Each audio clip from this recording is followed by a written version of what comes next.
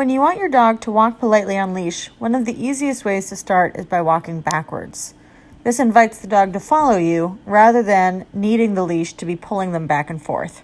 So you can see with Loki, as I get him to follow me and he's paying attention, all I have to do is turn my body and continue walking in the same direction that he is. I invite him to come forward to my body, and then I turn and we walk together.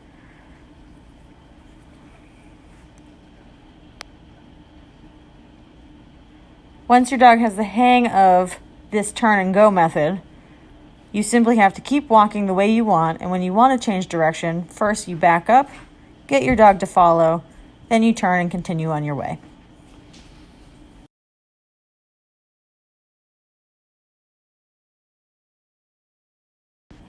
Since Loki has had a good amount of practice with this, we can move on to me moving my body into him, and you can see that he's still paying attention, his face is still oriented up toward mine, and so we're able to take a more normal approach to turning and walking in the direction that I want to go.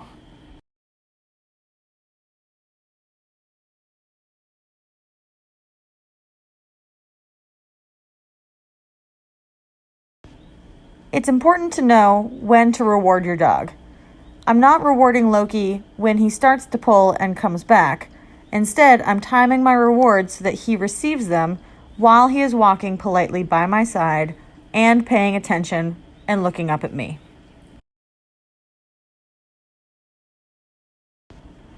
Once I know that Loki can do this in a non-distracting environment, I want to make sure he can do it when he approaches different people or different objects and would likely be distracted and want to pull. In these examples, you can see he wants to come and say hi. The easiest way to reorient him is just to take a step back, remind him to walk politely by your side, and then he can have the attention of the person in front of him. If he does that well, he can also be rewarded for politely walking away. Another distraction is other dogs. Your puppy needs to learn how to both say hi politely and walk away without pulling on the leash. I'm going to reward Loki both for being polite during his interaction and also for following me politely when it's time to go. Loki's cue for walking politely is let's go.